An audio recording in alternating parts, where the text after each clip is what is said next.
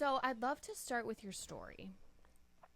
So I think, my story is a long one. It's ever evolving. I think, as with anything, a health journey is not linear and there's always so much more to learn. But originally, I grew up in a home that was very Western medicine focused. And that was all I knew. That was all my parents knew. And I think a lot of that actually stems from the fact that my parents were not first generation. In fact, they were like second or third. And so I think they became very disconnected from a lot of their cultural roots and traditions and kind of the original medicine of their people. And that's actually something that I'm now diving into. I'm trying to learn like Italian folk medicine to get back in touch with my heritage, but that's a side note. So I think they just very much adopted not just Western medicine being kind of like the only thing, but they also adopted very much a Western lifestyle and worked a ton. And looking back, I realized that that was kind of the value in my home, was like working, academics, productivity. And so we lived a certain kind of lifestyle. And now, since I can zoom out and look back at their journey, I'm like, no wonder it took such a toll on their health. They didn't have the balance there in any kind of way. And so I grew up where my parents had a lot of health struggles themselves, and they were on a lot of different medications, had different diagnoses, whether physical and or mental. And so because I lived the same lifestyle that they did, had a lot of health issues from a very young age. And I always had really chronic stomach issues. I would get a lot of infections growing up, ear infections, all the things. I was the classic over antibiotic kid. And I also had a lot of mental health struggles. And so from a young age, I did the good girl thing, went to the doctors, went to the specialists, and I was just kind of put on more and more pharmaceutical medications. And not that they didn't necessarily, quote unquote, help the things that they were trying to help. But when you are looking at something with only one paradigm and you're using a paradigm that really pushes the body in one way without kind of leaving room for the body to tango with you and no room to listen to the body, you're just trying to push it towards a result. Of course, you are going to have side effects. There's really no free lunch in life. That's what I live by.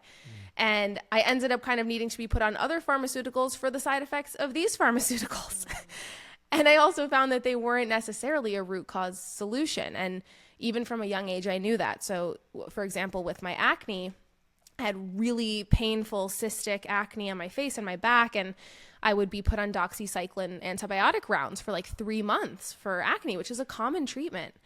And it, quote, worked. When I was on the antibiotic, I was not getting any further breakouts. But then as soon as I would get off, not only did my skin get worse, but my IBS symptoms and my stomach symptoms and my mental health symptoms and anxiety then were in a worse place than I started in. And so I realized if I'm going to go down this path, I'm just going to need more and more meds, So again, coming from a Western paradigm where in my household, acupuncture or herbs or anything, like even a hike, like a connection with nature was not feasible or in my vocabulary.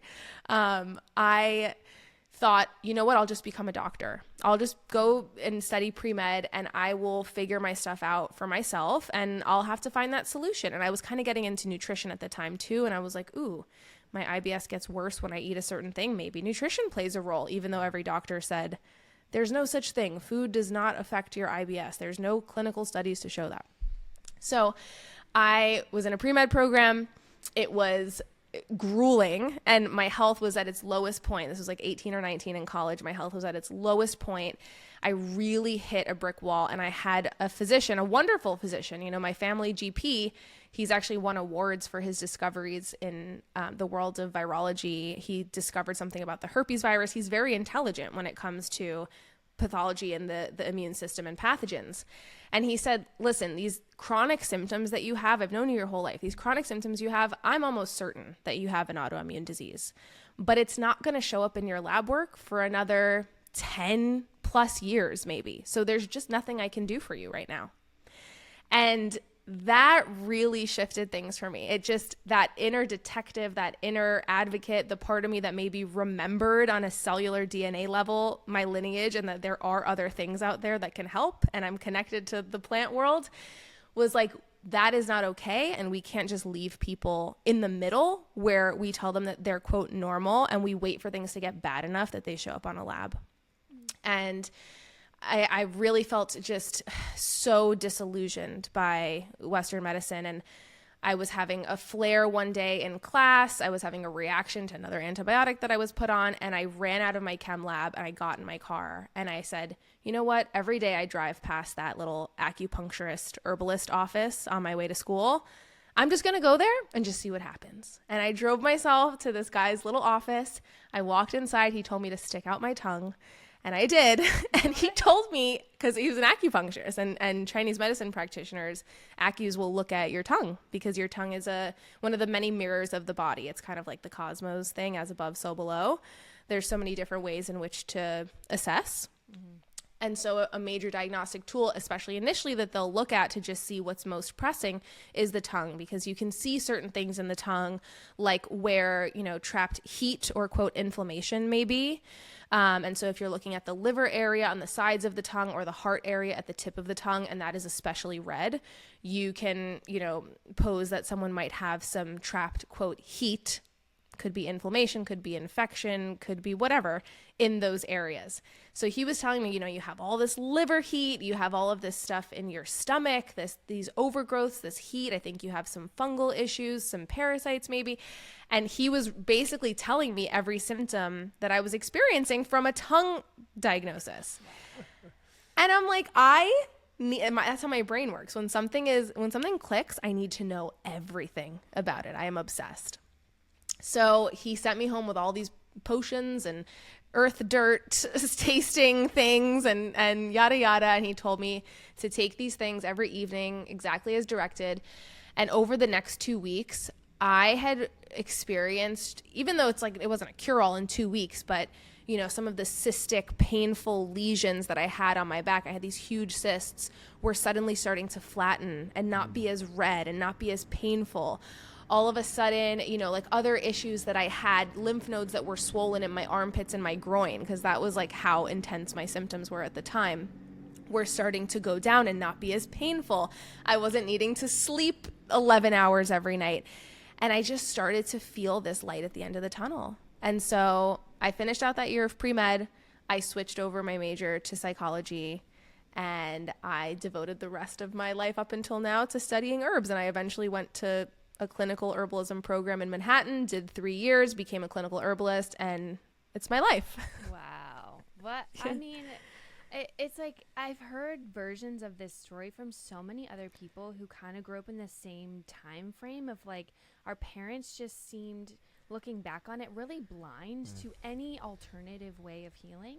But now we have this next generation of us who are like, we're hungry for it. Like we're seeking it, and it makes sense to us.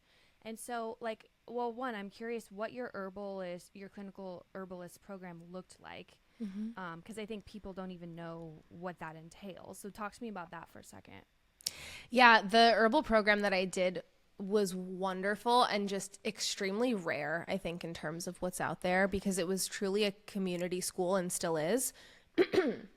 Originally, we were based in Manhattan, and since then, due to rent costs and everything, my school has moved up to New Paltz, which is nice because now they're upstate. But it's run by these two incredible individuals. The school is called Arbor Vitae. It's run by Richard Mandelbaum and Claudia Keel, and they are two clinical herbalists that have been practicing for 25, 30 plus years, each of them, and that have this network of herbalists and people who this medicine is in their lineage for generations and generations. They have personal relationships with them and have invited them to be part of the curriculum and program as guest teachers.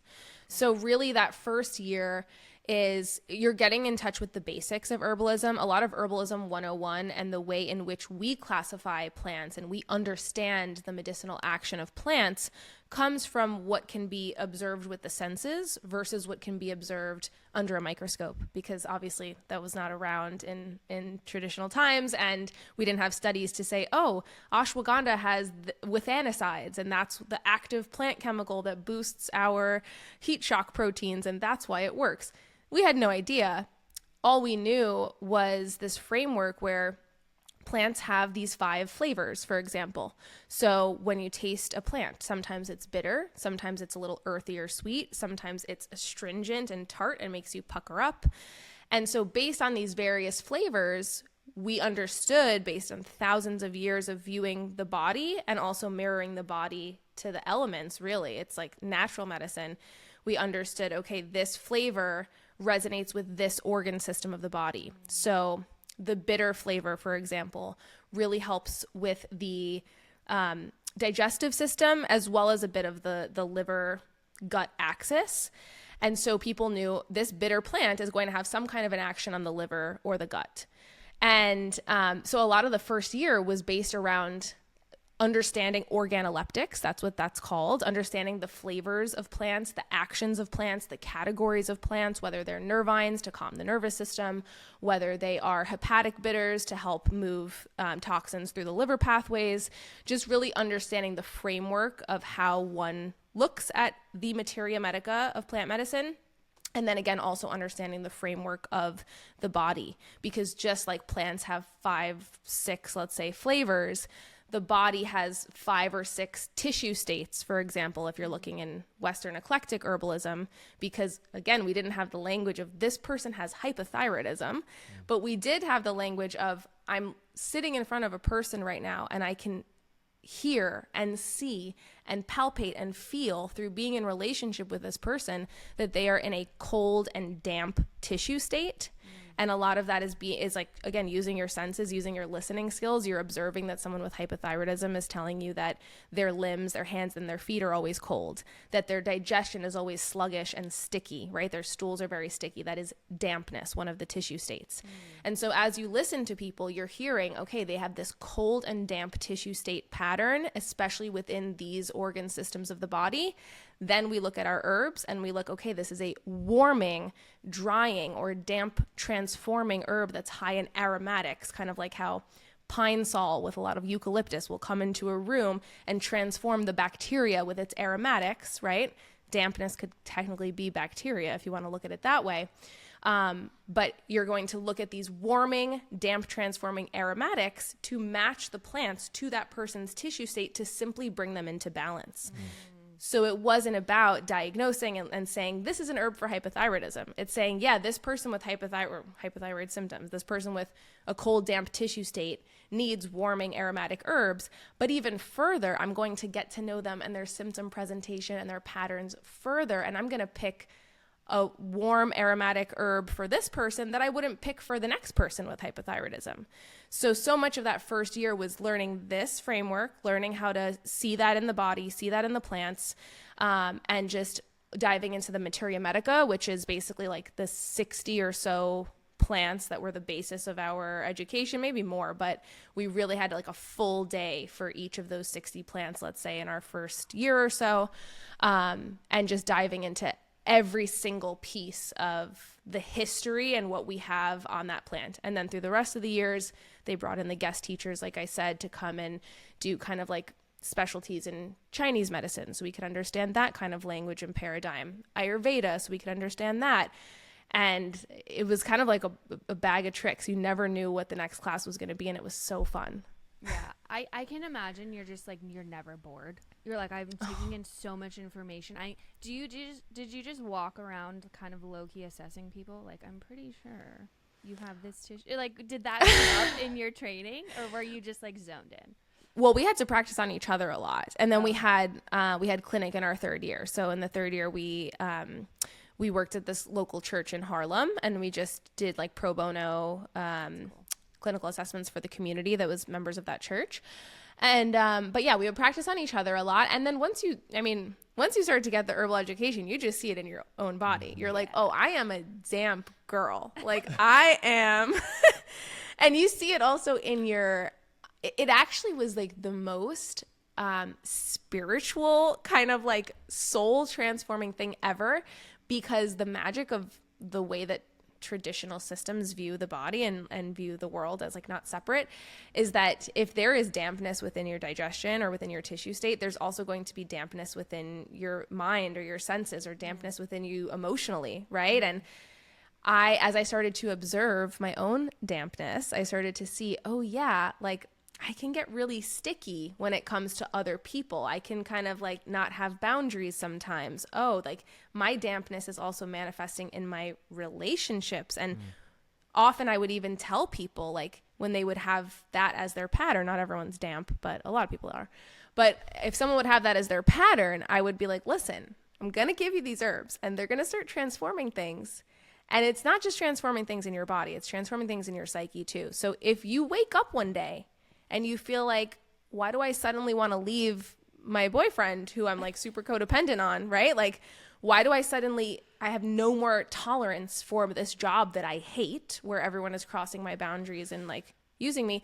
Don't be surprised if that happens, and just know that could be a side effect. So it's very interesting to watch people transform and to learn about your own like spiritual tendencies through the lens of your physical imbalances. Yeah. I want to know what's optimal tissue state, and then what are the other kind of variations of that?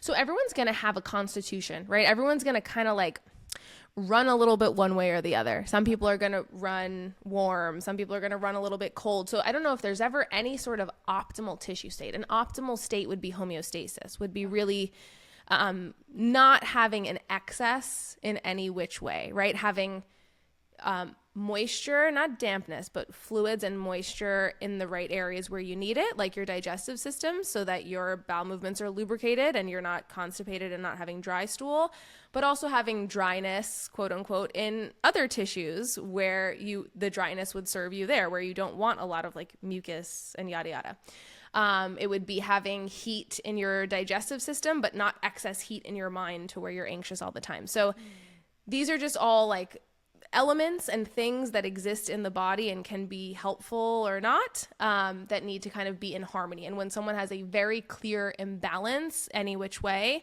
that's when you're kind of like looking to that wheel to understand the herbal allies that you're formulating with. Okay, cool. Joey, I'm going to kind of ask his question because I had the same question. We talked about this before, but I'm curious, in your training, like, did you ever hit a point where you're like, herbs are no longer efficacious? Like, they're not, I can't use herbs in this instance. And if so, what do you do? Or if not, what does that look like? Yeah. Yeah. And I think this is such a good point and a good question, because life is a pendulum. Life is duality. Like, the number one universal law to me is duality, that two things are true at the same time and two opposing truths exist. And that's kind of the hardest thing to grasp in life. And so when I originally went the herbal route, the alternative route, when I felt like Western medicine had failed me, right?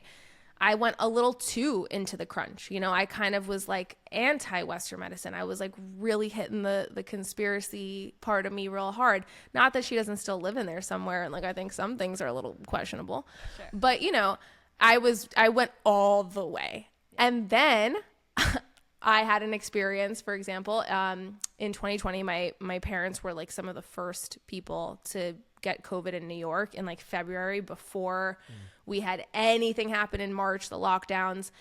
They were sick so early. And it was at a point where we just didn't know what the heck to do. And doctors were still willing to be very experimental because things didn't get too political. So they were throwing any drug at them that they could. And I was like learning with the doctors. And I had this insane experience. I have a whole solo podcast about it, but I had this insane experience of advocating for my parents and watching Western medicine save their lives. You know, my mom was on a ventilator for 3 weeks and they were like, she's probably not coming off. And then we got the right drugs and it shifted everything for her. So I'm like, I needed to be humbled really hard. And I needed to see that there is so a beautiful time and place for Western medicine. And at this point in time, with the current abundance of resources and conveniences and the excess that we have in this world and the disconnection that we now have from nature, most of the things that most people need for chronic illness are either, you know, quote, natural, like, you know, lifestyle, herbal, dietary, or even emotional. Like, a lot of people need to develop a relationship with themselves, cry more, journal more, have an outlet, have community, have social support. Like those are the things that are missing for most people and are not going to be found in a pill, right? Exercise included. So I think that there's just such a time and a place for both. And I think that true balance and education and wisdom is having reverence for both sides and understanding, being able to make the right choice for yourself in terms of what situation would call for either side. And I do think for sure that, you know, if you have, let's say you're working with someone who has type 2 diabetes and you're working with them herbally, and you can move the needle with a few things, like getting them to take some herbs throughout the day, getting them to do vinegar before meals, more fiber, yada, yada. But it takes a lot of lifestyle change and behavioral change on the part of that person to manage type 2 diabetes naturally. It takes an entire mindset and identity shift. It takes emotional work. It takes grieving the part of you that didn't feel you were worthy for that healthy lifestyle. Like, it is psychology that it takes, not just an herbal prescription or a natural lifestyle prescription to get someone to go from being a type 2 diabetic to having normal blood sugar without medication, right? And a lot of people are willing to do that, and a lot of people are not willing to do that or do not have the tools, resources, finances, self-worth, self-esteem, like spiritual support. I keep saying spiritual, but like maybe emotional support to make the very difficult behavioral changes that it takes to change your life, which is why so many people die of preventable diseases like diabetes and heart disease. It's hard. So there is absolutely a case where someone's got type 2 diabetes or another preventable, quote unquote, manageable lifestyle disease. And because they are not able to enact the behavioral changes, that perfect plan that you made them, they're going to need metformin or a GLP-1 or whatever it is, because guess what? When your blood sugar spikes into the 300s and above, your kidneys start to get damaged. And if you get chronic kidney disease, there is no herb for that. Then you're on dialysis. So it's such a complex, nuanced picture. And that's why I never like to say that any one thing is the magical cure for anything. And I think I went into my herbalism studies thinking that, being like, oh, well, this is the thing, because Western medicine wasn't it. And I came to the place of like, this is the thing for many things, and it's also not. And that's cool. I love that. And I feel like the initial way that you answered kind of like this homeostasis or this balance, right, of wanting to be in balance. And I think there's a similar kind of idea here with, you know, let's call it conventional medicine and maybe less conventional medicines of today, right? And there's a balance. And, you know, an example that I would use that I feel like is really easy to grasp is, man, you get on a ton of, let's not use that example. Let's say I need an antibiotic for something. I think there's a time and place. There's a time and place where an antibiotic is going to be very helpful for you. And it is an innovation, something that was created that is a tool that we can now use if it were something that we felt like was a necessity. Once that happens, there is, as I believe, a benefit and a negative to that. There's going to be some gut health, detriments that occur, right? And now there's something that we can do to kind of rebalance that. There's also scenarios where, you know, maybe I don't need to use the antibiotic and I can use something else to ensure that I kind of stay within balance. And, you know, the education side, the reason we do this, it's not just for food, it's not just for health, it's not just, we want people to be equipped and feel the freedom to walk into a situation and say, listen, I have tools at my disposal and I want to make the best decision for me right now. And oftentimes keeping that balance is so key. And when you oftentimes feel dependent on someone else or something else, that's when I think things can kind of get out of whack or out of balance. So yeah, I'm going to pose a situation. I kind of want to hear both of your responses, because something Olivia said earlier made me think of this. So say you have a situation, you know, you're living in present day America. You're pretty disconnected from yourself, your body, your nature, whatever. And you're not aware of maybe chronic symptoms that have been existing, or your bad digestion, your poor health in the digestive area, etc. And then all of a sudden you become sick with something that escalates to the point where you're like, oh, antibiotics are now my only answer. But if you were more in tuned, could you have used something of a different, like, could you have, here's like colloidal silver or an herbal antimicrobial type of tincture or whatever before you reached the point? Do you know what I'm saying? Like it's I'm saying preventative, but also acutely, if you're like, hey, I am dealing with this thing that like traditionally people say go get an antibiotic for, but I also caught it maybe early enough. Yeah. Like, is the time frame also important there for us to realize? I'm thinking of this a lot with our kids. Like, how can we preemptively treat them so that we don't have to go down the route of, oh, sorry, you gotta go on steroids and antibiotics. It's like, Yeah. is there another way? So, kind of, what's your response to that?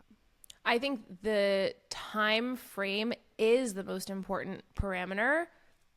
Sorry, I'm sick. Speaking of, I just have a little cold.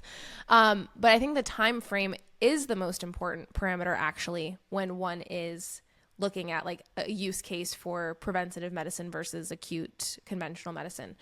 But I think that the answer is not as reactionary as one might think. So there's kind of two separate things here. There's the kid that, let's say, is getting sick all the time. Like, they are always picking up every bug. They have kind of this immune system that's showing a bit of this weakness. They need to be fortified. They need to be supported. For that person, that as an example, I'm not sure, I can't say for everybody, but as an example, for that little person, instead of being like, oh, we're going to wait until you start to get a little bit of the sniffles or things, I can catch it early and then hit you with antimicrobials or hit you with, like you said, colloidal silver or antibacterial herbs or whatever it is. Yes, that might help a few times or one time or all the time, right? That might help if you can catch it early enough. It also might not. I took antimicrobials for this little cold in the beginning and it still hit me because sometimes that's the way of life. But where preventative medicine and true herbalism, true holistic medicine shines is in actually strengthening the person, strengthening the terrain of the individual, looking at why, before they even get the symptoms, before you are catching it early, why is this person so prone to immune system issues? Why? What's going on within their gut? What's going on within their nervous system? What's going on nutrient deficiency wise? What's going on adrenally, mineral store wise, right? How can we actually strengthen this person's tissue and their terrain and build their capacity and resilience? In Chinese medicine, this would be like their wei qi. The wei qi is like this force field around the body, which now we would look at as the immune system, but it's like this deep reserve of energy that has to be built in the individual so that they can have that boundary against the outside world. And so I think that that's where the truth of this all is. I think even commercially, traditional medicine and herbalism, and like I'm part of it, right? Commercially, we still see it as reactionary. We still see it as almost substitutions for allopathic tools. And that is how it has to be when you are using traditional medicine or herbalism in a more commercial way, which is fine because it's still, 98% of the time safer than the alternative, right? And it's going to have less side effects than the alternative. But if we want to talk about true traditional medicine and what actually being with a person and seeing them and strengthening them is, that is where the magic lies. And that is the actual use case for holistic medicine.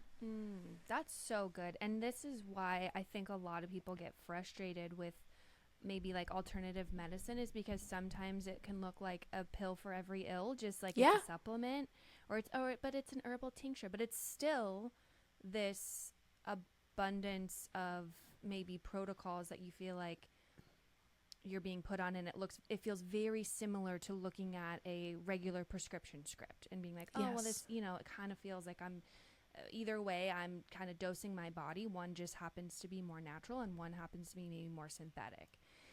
But and like you said, there's a time and place for that. And we can use, it's almost like we have a road and we have a fork in the road and we have tools. We can choose which side we want to use in any given situation. But the strengthening of the body and the terrain is really where the herbal medicine can come in. So I want to talk about that. Like, do you apply this in your everyday? Are there herbs that you're taking in your everyday? Do you go through protocols preemptively to do this? If, say, you have that kid with that weakened immune system, are you going through and working on it before he's got those sniffles or she's got those sniffles? So talk to us about what that looks like. Yeah, I think that it looks like the daily habits and practices that include herbs and include nutrition and also go beyond just herbs and nutrition that see the human and what that human is missing. And I think often for kids, it is a nutrient piece, right? It is. And there's also like congenital weakness, right? We're now getting into a generation where we've been 3 generations deep in like processed foods and mineral depleted soil. So like that's a big thing. It's our children are unfortunately being born with lesser nutrient and mineral stores and perhaps more stressors. But I think that if I'm using myself as an example, how do I utilize my knowledge base to strengthen myself as an individual on a daily basis and as a practice? I'm looking at herbs that are nourishing, that provide nutrition and also phytochemicals. And I'm also looking at food a lot of the time. So for example, oat straw is a great herb to think about here. And I think it's one that's very applicable, not just to adults, but also to kids. Oat straw is the green grassy part of the oat plant. And we think of oats as like oatmeal, right? Like nourishment food. We know it has some fiber and vitamins and minerals and mucilage and all these good things, but that's not the only edible or medicinal part of the plant.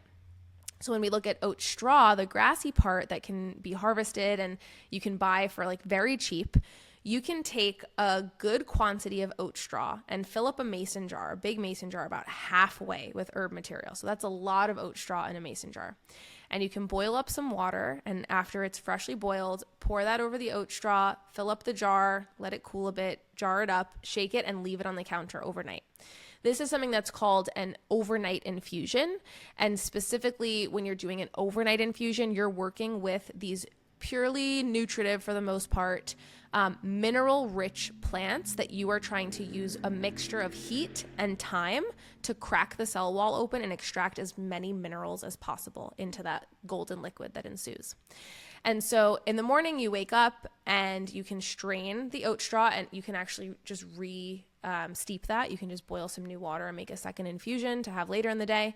But you're going to strain that liquid, and you can either drink it room temperature as is, you can chill it, you can warm it up and add some honey if you're having it with kids and you want to like make a little bit of an oat straw iced tea vibe.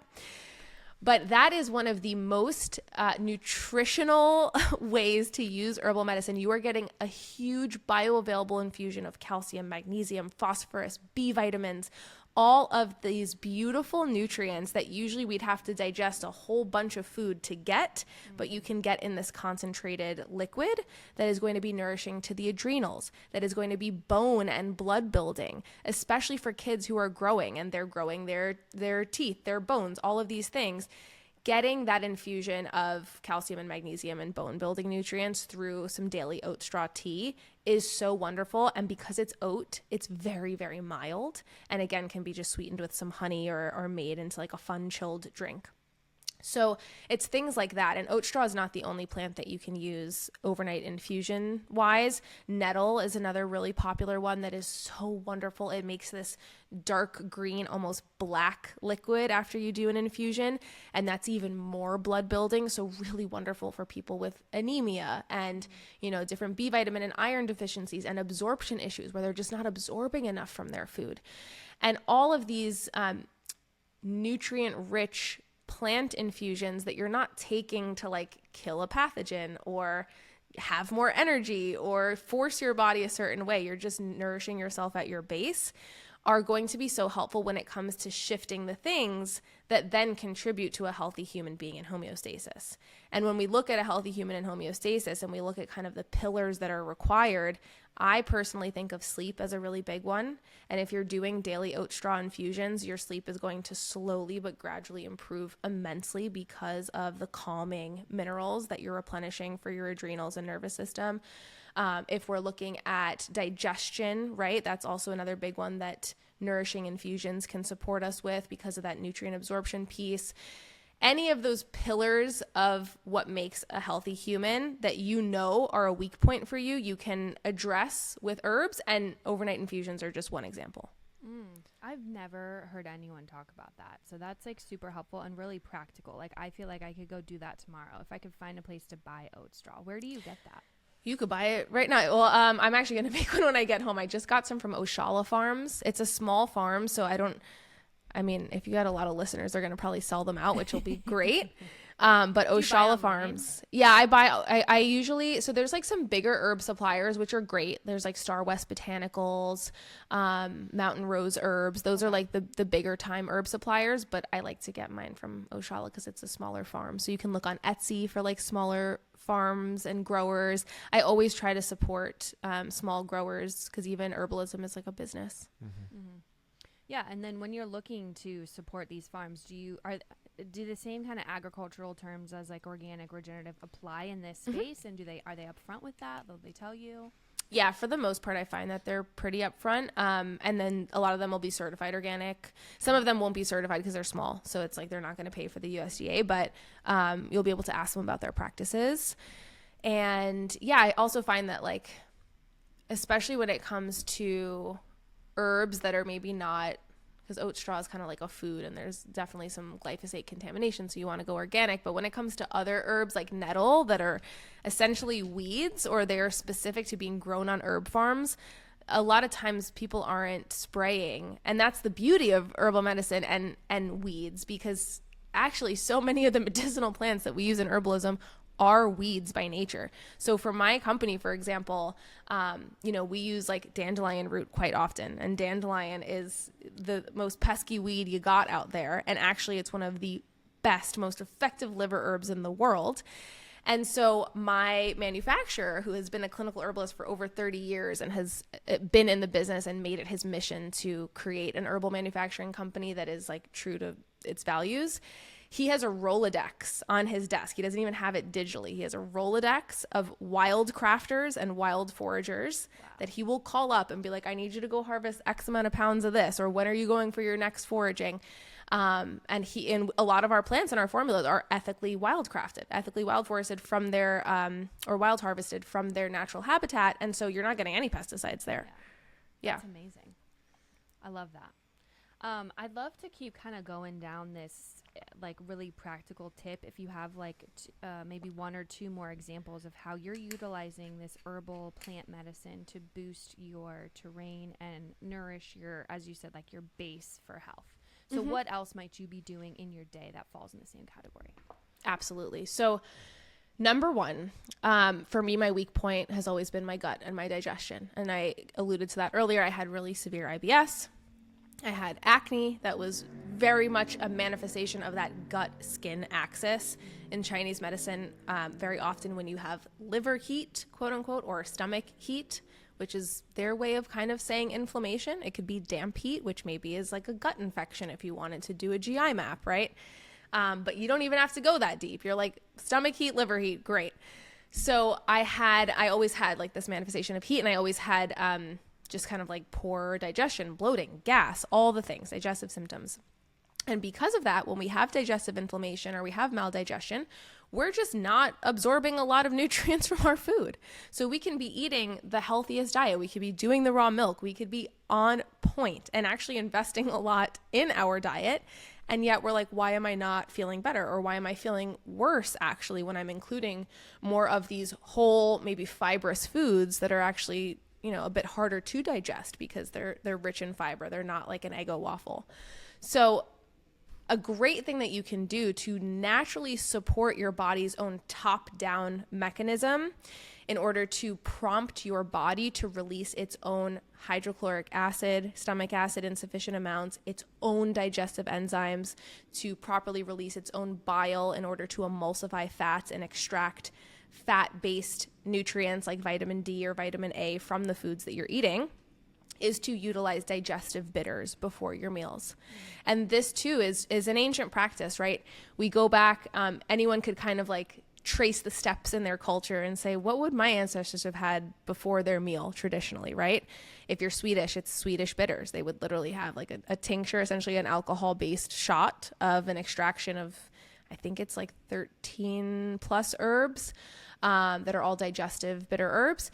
If you are Italian, maybe your ancestors started off a meal with endives, right? Like a very strong bitter green or a dandelion green. And so the bitters in that starter to the meal are what was signaling this digestive cascade.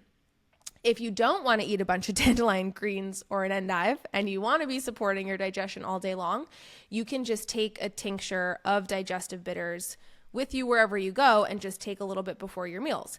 And the magic here is that our tongues contain all of these bitter taste receptors on them. And actually, these bitter taste receptors are found all throughout the body. We're now finding them in the digestive system, in the lungs, in the skin. And it's interesting that we find them in the lungs because a lot of the herbs that we use for asthma, let's say in traditional herbalism, would be very, very bitter aromatic herbs that are somehow acting on those bitter taste receptors in the lung to help dilate and relax everything. So once the bitter taste receptors on your tongue actually come in contact with the bitter alkaloids, the bitter phytochemicals in that digestive bitter herb, all of a sudden a signal gets sent to the brain and then to the gut that says, hey, we're going to start producing our stomach acid because we just got a whole boatload of bitter compounds on the tongue. Wow. So I have a tincture called digestive juice, and I put it in a spray form because you really want to get it on your tongue. That's the most important part. And a lot of times we want to like just chug a tincture back or whatever, but I make people taste it, and some people hate it and some people love it. But it is so damn effective because you're getting that injection right on your tongue, and it has all these great carminative and digestive herbs. Yeah, I'm like imagining it like light up the receptors in your body of like bing, bing, bing, like everything turns green all of a sudden, and it's like, all right, let's go. Like it's go time. That's such a great visual. I love that. Not only is it lighting up the receptors, but one more thing that's cool, if your listeners know about the vagus nerve, which is the largest nerve in the body and is responsible for getting us in parasympathetic mode. The bitter taste receptors, once they're hit, it also stimulates the vagus nerve and helps to get us into parasympathetic. Wow. Yeah. And it's funny because our culture, like so often, at least like I'm going to say like American cuisine, so often like veers so far away from anything bitter. We want everything to be soft and sweet. We don't even like spice. It's like, come on, people. We are dumbing down like our, do you know what I'm saying? Like when you have more of a complex palate, you appreciate these things. And it's funny because it mirrors that in the medicinal world or in the health kind of like physical body world. So I think that's super interesting. As you're kind of rolling through, I'd love for you to touch on 2 other of your products, because I love that you just mentioned those digestive bitters, but also your gluco bitters. Talk to us about how this helps regulate blood sugar, because this is a big struggle for a lot of people. Yeah. And then we'll move into the next one. So it's a great point, because gluco bitters is another version of a digestive bitters tincture. And I actually have like 3 different digestive bitters in my line because that's how important they are. And I want people to find the one that's right for them so that they can include bitters in their day, because that's just one of those foundational things that, like you said, because it's missing in our cuisine, it is something that we often do need to interact with in an intentional way. And I'm trying to be so mindful, especially now with the way that my perspective is of not being that pill for every ill. I'm just going to substitute allopathy with supplements, and not be like, everyone has to take a digestive bitter every day. But like you said, it's just not in our diet. So if you can add more bitter foods to your diet, amazing. Even like a super long steeped green tea to where it gets really bitter, or a super long steeped chamomile tea, because once you have it in hot water for a really long time, it gets so bitter and gross. If you could just do those things before your meal, especially the chamomile, you don't have to go and buy anybody's digestive bitter tincture. But if digestion is something that you're struggling with, a bitters tincture is a great choice and is one of those like easy, simple, relatively inexpensive hacks that you can just add into your day. So the gluco bitters are another version of digestive bitters that, instead of just being geared towards this top-down digestive cascade and this signaling of digestive issues, it contains a mix of the classic digestive bitter herbs, as well as blood sugar regulating botanicals that essentially have these other phytochemicals in them that help to do things like actually stimulate our own secretion of our endogenous GLP-1, which is really interesting because there's such a Ozempic craze in the world and everyone's talking about it and this and that. And the thing is that it is a peptide that we make in our own bodies. And of course, it's going to be super effective, even to a point of detriment if you're using a synthetic version that's hyper concentrated. But you can actually stimulate your own release of this beautiful gut peptide hormone that helps to regulate your postprandial blood glucose and helps to keep you in a better metabolic range. And so these different botanicals like cinnamon, for example, or gymnema or fenugreek that are in my glucobitters. They've been shown to help improve your insulin sensitivity and help to improve your response to the carbohydrates that are in the meal that you're eating. And so I created this tincture specifically for people who are struggling with their metabolic health. Maybe they're pre-diabetic, like kind of on the edge. We even have folks that are type 2 diabetics that use it as part of a supportive overall lifestyle change and regimen. Or maybe folks that have PCOS, where metabolic health and insulin resistance is a component of it, and they want to make sure that they're regulating their blood sugar. So glucobitters is a great tincture where you're getting both benefits. You're boosting your digestion by taking it before your meal, but you're also helping to sensitize your cells to insulin and regulate your blood sugar spike after your meal so that you're not on the blood sugar roller coaster all day. You're not having highs and lows. You're more regulated. You're less inflamed because of that. And over time, you're correcting kind of like that insulin signaling issue where carbohydrates can't get into the cell to be used as beautiful energy and instead end up hanging around in the blood as high blood sugar. And again, like cinnamon is one of the main ingredients in that tincture. And I tell people, if you don't ever want to buy a tincture of anything and you just want to add cinnamon in a therapeutic dose, right? Like a teaspoon or more, like really scoop it up to your smoothies, your oatmeal, your food religiously each day. I have an article about 5 different scientific studies on cinnamon that explain 5 different mechanisms by which cinnamon regulates your blood sugar. There's the insulin sensitizing piece. There's the fact that it helps to slow down gastric emptying a bit so that food has a bit more time in your intestines and isn't spiking you so quickly. There's a piece where the antioxidants in cinnamon actually help to protect the beta cells of your pancreas from further disease and degeneration. Like, cinnamon's an amazing herb. I just wanted to put it in a tincture and make it easily dosable so that if people did want that tool, like you said, they could use it. I compare it to, you want to build muscle, you got to eat protein, right? And sometimes we don't have just, unlimited amounts of steak or unlimited amounts of, X meat or protein rich food item. And so if ever to make a case for supplementing into the protein realm, it's, I have a goal or an objective to meet. And in my day-to-day life, I'm busy, I'm working, we got to make food for the kids, and we got to take kids to school, we homeschool, we got to get to the baseball game, whatever it is you got going on. And in the midst of all of that, if you're like, all right, now I need to steep a bunch of things, and then I've got to, so it's like, this is where things like tinctures and introducing almost like a supplementation of a nutrient, as I'm learning from Olivia right now, that would potentially be found in your diet. If it was just part of your daily rhythms, like if you did want to, grind up cinnamon and or buy ground cinnamon and introduce it into smoothies, multiple times a week or every single day or whatever. It's like that laborious process. It's like, I love that. Olivia's saying, like, you could do this. Yeah. Or, we've got these other things too that can supplement. So totally like that. That's great. Yeah, super helpful. And blood sugar is such a hot topic. I think because so many of us, we live in a very like carb saturated society that never gets checked. Like, people want to be like I wore a CGM for a while just to kind of see where I fell. And a lot of people were like, oh, well, our ancestors didn't wear one. I was like, yeah, but our ancestors didn't have continuous access to glucose like we do. And so I needed it for myself. And it didn't make me obsessive. That information gave me empowerment. But for other people, if it freaks you out, don't do it. But having this awareness of where you are is so important with your blood sugar. And so, like you said, a teaspoon or more in your smoothies, like a few times, that's a lot. Or you could do this convenient little dropper thing. I love that.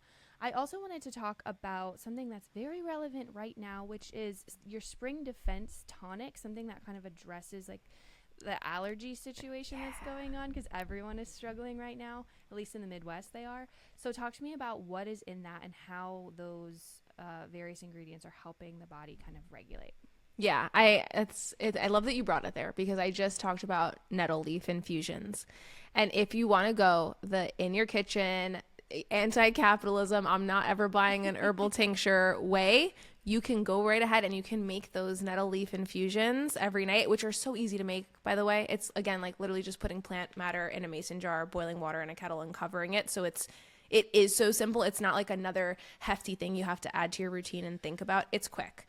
But if you want to go that route, you can get the magic of nettle leaf, which is the main ingredient in that tincture. And I'll explain the other ones that are in there. But Nettle leaf is so important in the picture of allergies because what's happening when we're having an allergic response and a hay fever response to pollen in our environment is that we have these mast cells in our body. They're a type of immune cell, and they're kind of like the guys at the watchtower in the body that are sitting at our mast cells. And our mast cells are looking around for any sort of threat or invader or issue that feels foreign to the body, and they're ready to react and pump out some defense chemicals at any point.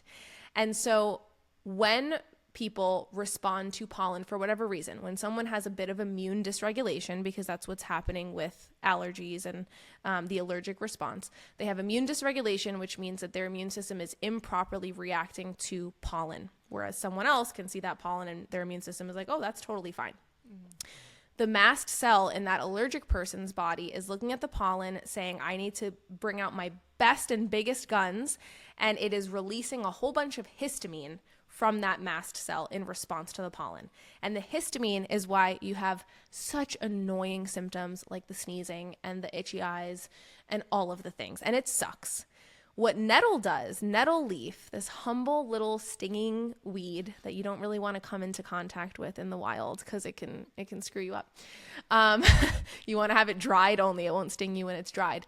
But nettle leaf is a mast cell stabilizer. It is literally going to help stabilize those mast cells so that they are not as reactive and they don't degranulate and burst and break open and release all that histamine.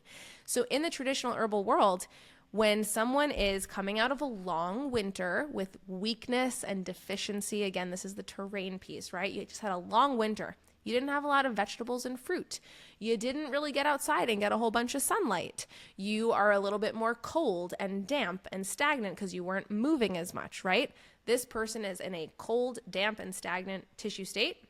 They're coming into the spring, and because of all those factors, the circadian issues, the lack of movement, the lack of nutrients and vegetables, their immune system is in a place where it's dysregulated and their mast cells are pissed. So nettle leaf is actually taking that base level nutritive approach to strengthening that person so that they're more stable and resilient in the face of pollen and stressors. All it's doing. My tincture Spring Defense Tonic has nettle leaf in there as one of the main ingredients so that you're getting it in concentrated tincture form and you don't have to drink as much of that tea. But it also has other ingredients in there like eyebright and yerba santa, which are herbs that help to just reduce inflammation and mucus production and irritation within the mucous membrane. So they're really helpful with the symptomatic piece of the allergies. So it kind of has that root cause piece, the nettle, the symptomatic relief so that you feel really good and can go about your day with more ease. And then you'll see on the label of my Spring Defense Tonic that there's ambrosia leaf in there. Ambrosia leaf is ragweed, and ragweed is the leaf, the pollen, right, that we are reacting to. But it is ambrosia leaf, ragweed leaf that is in my tincture. There's no pollen in my tincture. And if you introduce your body to ragweed as a leaf and you literally say, hey body, we're taking this is part of us, we know this, we're familiar, it's like inoculation kind of, and there's just a little bit in there, almost like a homeopathic style. Your body can recognize that plant better and it's not as reactive to it as an invader. So it's a really cool formula. I'm so proud of it, and we have people that will order like 20 for their entire family. They'll do like a bulk order because they're like, this got me off Zyrtec, it's the only thing I use, and it's really awesome, and kids can use it and it tastes really good. I was dying laughing while you're talking. Not for any reason that I'm going to tell you. So the nettle, the stinging nettle. Yes, and I want to give the story really quick. My mom, bless her heart, we don't deserve her at all. We don't. She's been on the show before. She is a wellness practitioner that has dove right in all into to herbs and just holistic treatments of all kinds, and we have a 4th of July party every year at my parents' house, and we're playing volleyball. Big yard, Midwest picture. Love it. Yeah. I love it. And it's, you're playing volleyball, right? And the ball flies into the off the course into the weeds, and we're running over to get the ball, and my mom is yelling over from the deck, watch out for the stinging nettles, all right, because she grows all this stinging nettle out in her backyard. And it was just one of those moments where I stopped and I'm like, where am I? Like look, I felt like I was like a Harry Potter episode or something. I know. And it was like, there was some creature that was going to come get me. By you. It's like, can we move the volleyball court, or can we not plant the stinging nettle like right off course? Because like we have to dive in there, like and then like people are like, it's hilarious. Anyways, it is the worst feeling. A stinging nettle sting is no joke. Like plants are vicious. Yeah. So I'm glad you said that, though, because once it's dried, it can't hurt you anymore. So that makes a lot of sense, because no one's ever really explained that to me. I was like, well, are my insides being stung? And I just don't know. But that makes way more sense. I was literally wondering, are we going to go over to mom's and dad's and just grab this stuff and chop it up and throw it in a jar and steep it? Yeah, we dry it. Well, with gloves, I would say, get it at the base, right? Cut it, harvest it, or just maybe like go a third down. You don't even need to get it from the base. Just kind of take the tops. And then, you would just kind of like dry it in the sun, maybe like hang it however you want to dry it. Okay. And then once it's dried, everything will shrivel. Those little stingers will shrivel up, and then you can just kind of like break it up, put it in a jar, and store it. So cool. I love it. That's amazing. And I love how you broke down like the root cause, also the symptomatic relief element of it. And I think that's so cool, because sometimes we trick ourselves into thinking like, well, plant medicine might just get the root cause, and so it takes a long time, and I need something quick and fast acting. I think I just swore a little bit. But in reality, plant medicine and food, in my mind, can be so fast and so healing and so symptom relieving, which is kind of like the opposite of what we feel. We kind of think that needs to be like manufactured and put in a pill. So I love that. I love that so much. My final kind of product I wanted you to talk about, and this is great because we've kind of covered this low level in the whole conversation, is, and I want you to choose it actually, because I know you have several, but one of your immune supportive, either tinctures or otherwise, that you would talk about that is really helpful of building that base for helping people just have a solid foundation. Yeah, that's such a good question. When I released my immune collection in like 2017 or 18, I want to say, I released 5 immune formulas. An elderberry syrup, which I feel like your folks are probably so familiar with and love elderberry. So we have an elderberry syrup that's like no added sugar and like made with a really wonderful process. We make it in like this steam kettle so that we can concentrate it, and it's super potent. But I did elderberry. I did a cough syrup, like a totally natural cough syrup, which we originally called herbal tussin, which I was so proud of, a little Robitussin vibe. And then my lawyer was like, can you not aggravate smoked people? Yeah, like let's just not do that. So I changed the name to chest comfort syrup, which is so annoying, but that's my cough syrup. I did a throat spray, it's called Soothe Your Throat Spray, and it's a really lovely mucilaginous soothing spray. And then I released, as part of the immune kit, an adaptogen formula called Adrenal Recovery. And people were like, oh, that seems kind of out of the lineup. It's like kind of random. It's an adaptogen. It's more for like energy and blah, blah, blah. And adaptogens felt trendy at the time. They're like, how does this fit into the immune picture? But when you're looking at that root cause level of a person who is overworked and totally past their capacity, and they're not getting deep sleep, and their circadian rhythm is off, and they are like not feeling like themselves, and they're so deficient and depleted that their immune system is suffering, very often adaptogenic herbs, which build our resilience, build our tolerance for stress, help to realign us with the photoperiod of the day and help to realign our circadian rhythm so that we get deeper sleep at night and we're tired when we're supposed to be tired and not getting a second wind at 10 p.m., right? That is more of a root cause focused solution to immune health. So I wanted people to have literally the symptomatic helpers in the line, as well as this like deeper acting formula for, again, these people that are just so fatigued and tired and overworked, and it's no wonder that they're getting sick all the time.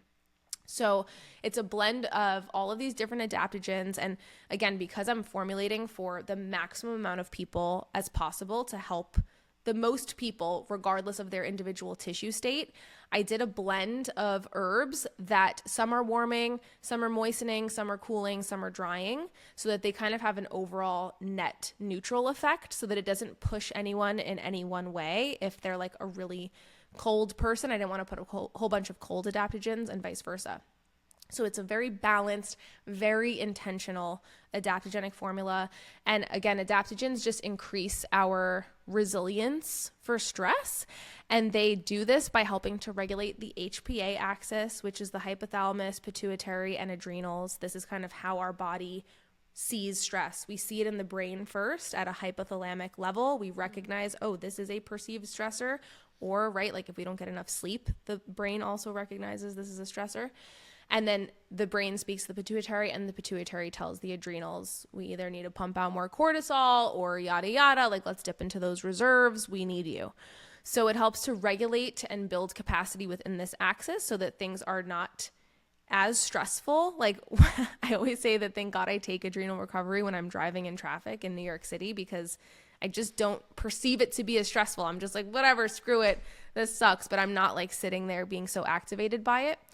And not only does it help to build resilience there, but we also now have some science, which is cool. And science has shown that adaptogens like ashwagandha, for example, work by kind of acting as a hormetic stressor, like a stressor that is good, similar to a sauna. So for example, when you sit in a sauna, your body is being stressed, right? Because it has to regulate its temperature in the face of pretty extreme heat. And what that does is it activates our heat shock proteins. And when our heat shock proteins are activated, we have this beautiful anti-inflammatory DNA neuronal protective effect. It's really amazing what these proteins do, and they're built into our bodies. And these adaptogens end up activating those same heat shock proteins as a sauna, as just one example. Wow. So it's really interesting. We're continuing to learn more about them, but I would say adrenal recovery, I just always recommend for people who are getting sick often, feeling really run down. They know they're overworked. It's great for like postpartum moms that are like, I need to just pour back into myself a little bit while I'm also doing my oat straw, doing more minerals, doing my raw milk, all the things.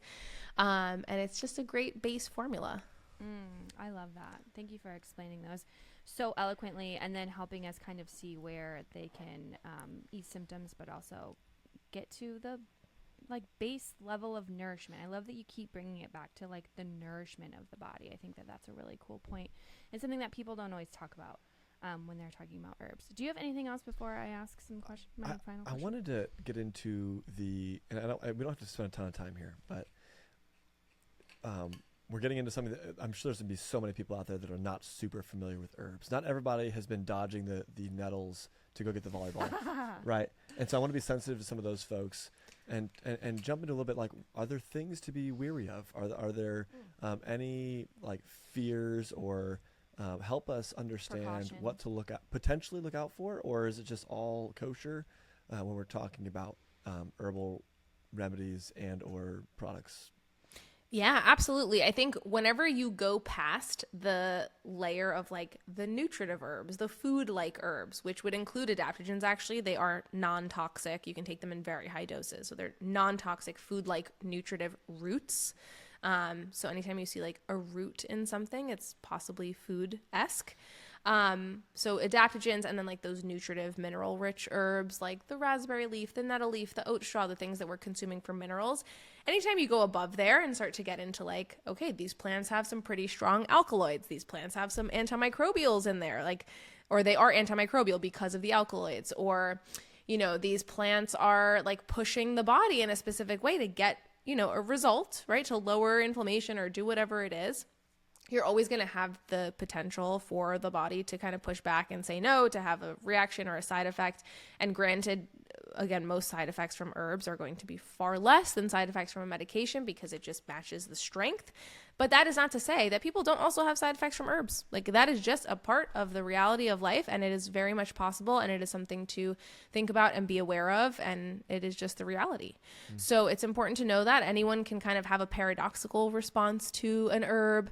And again, the stronger plant you go, the higher the dose you go, the more likely that is. And that's why it's so important to just always start at the lowest effective dose possible. That way you're saving money. You're kind of adding this layer of protection of you're not needing to actually take a lot of that or push the body to get the intended result. And so with my tinctures, I always dose them very low. It's like 1 dropper full 1 to 3 times a day, right? Like you just start with 1 dropper full 1 time a day. in herbalism, like in working one-on-one, when you give a tincture to a client, it's like they're doing spoonfuls of tincture multiple times a day. And that's, again, because you can really customize to them. You can prescribe higher doses. You can really get in there. But when you're taking like supplements that are just more wide ranging, you just want to start low and slow, do the minimum, and see where your body has a therapeutic effect. Yeah, that would be my answer. That's great. That's so good. Yeah, that's helpful to yeah, it's not a cautionary tale, but it's moving outside of the culinary space is a good line for me in my head to think through that. So I think that boundary has never really been articulated to me. My final question for you, Olivia, is what is something that you have learned lately that you wish more people in the health and wellness space knew?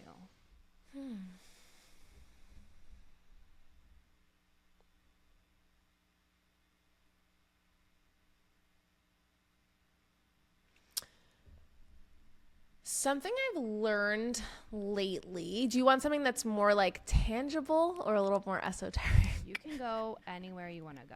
I want to hear. I'll make them short. So tangibly side, I've been doing pelvic floor therapy. Have you heard or have you done it? Yeah. Yeah, I haven't done it, but we had a pelvic floor therapist on the show and she was fantastic. Yeah. I've never had a child, but I wanted to do pelvic floor therapy because I was having just like some interesting symptoms, like frequent urination and just like not being able to like sit down and like urinate right away. I was needing to like really relax my pelvic floor and my body to get myself to pee. And I'm like, this can't be normal. And I also was having a lot of trouble activating my glutes when I was working out and deadlifting and exercising. So I went to a pelvic floor therapist and she's like, oh my God, yeah, like you're super tight. And she released me. And again, it's kind of like a gyno visit. I'm sure you guys had the whole podcast dance. Oh, trust me. Joey's. Oh man, it's a whole thing. I learned a lot. He learned a lot. And it feels super medical, super normal. You're like just talking with them and it's very comfortable if you have the right practitioner.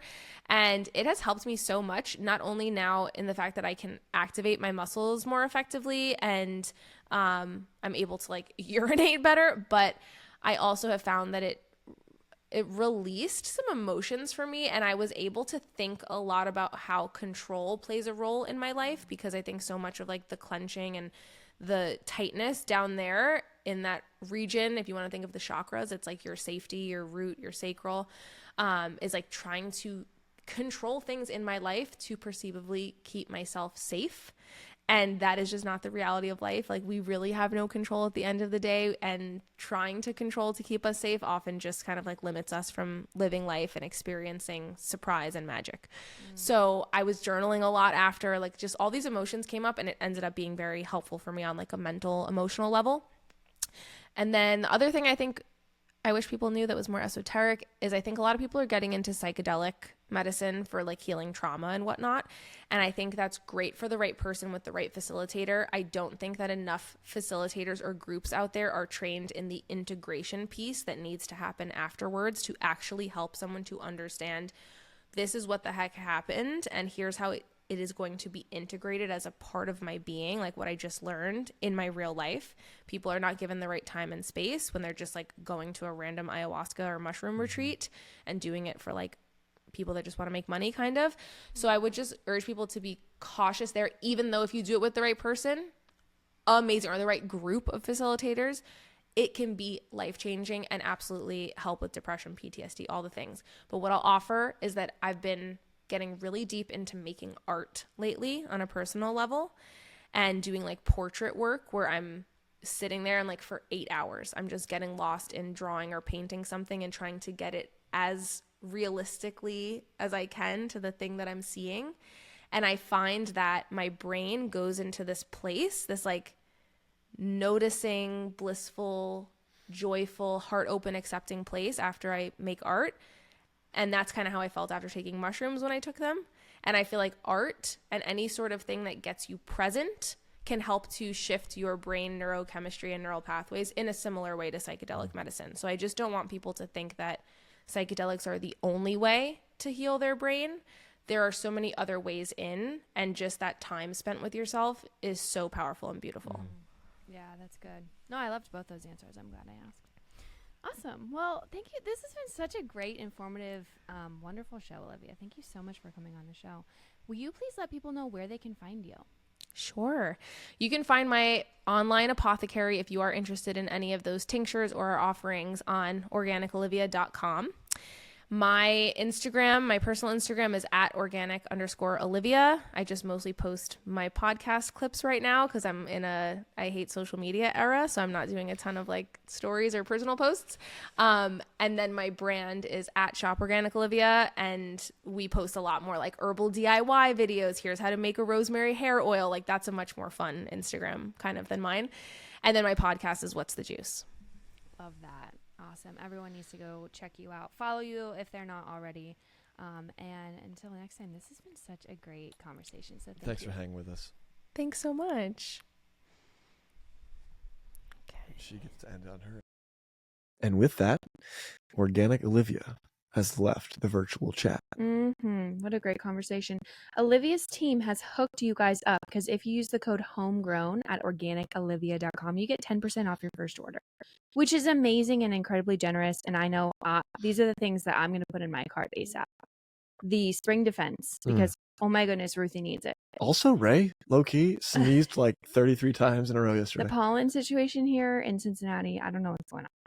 The digestive enzymes, again, I think some of my kids need this more than others, and I also want to use it for myself. And then from there, I'm just excited to experiment with some other things. Yeah, I don't know if you guys saw it yet or not, but we announced on Instagram that we are expecting our 4th child. Woohoo! So some of the postpartum herbal situation is what I'm going to be looking into. I actually had a conversation with Olivia before we signed off. So I'm so excited to, I feel like I can incorporate herbs into our home in a more intentional way after that conversation because I just have a little bit more understanding. Whereas before I was kind of using that pill for every ill mentality. And I would just kind of reach into the supplement closet. And now I understand if I support myself on a nutritional level through herbal plant medicine, I am accomplishing the same goal. And it's just that little tiny tweak of my mindset helps me feel like I'm not just treating myself reactionary. I want to feel like I'm on the front end of my health, my kids' health. And so I think Olivia, her distinction in how she describes that is super helpful for me. 100%. So yeah, make sure you go to organicolivia.com, grab whatever supplements or herbals are appealing to you that you think might help you and support your family's journey, and use the code Homegrown for 10% off because that's amazing. And 10% adds up. Absolutely. What else? Well, you could also go to shopth.com and use the same discount code. Oh my gosh, we like only say this some podcast episodes. We need to be better about that. Yeah, so our own product shop, we offer 10% off if you use the code Homegrown. We keep it simple around here. It's almost like it's becoming like this like secret. Just go to any website and just type in Homegrown and see if we've got a deal with them. Okay? No, I'm just kidding. As I'm like staring at my supplements. Shopth.com. You can find lard dish soap. You can find sourdough proofing baskets and sourdough tools. It's just an outstanding resource for everybody that's looking for products that are pre-vetted. We've done that for you. Go check it out. Shopth.com. Coffee, tea, soap, sourdough tools, 10% off using code Homegrown. We've also got resources for you at homegrowneducation.org. We've got books for your kids to learn about nutrition, to get them in the game of real food and to become sufficient adults that can take care of themselves. That's what we're striving for. We've also got meal plans for you to kind of keep things interesting in your home and to maybe even reset your real food journey. Maybe you're in a little bit of a lull and you need to pull in a resource to kind of keep things, spicy, if you will. Moving along. Yeah.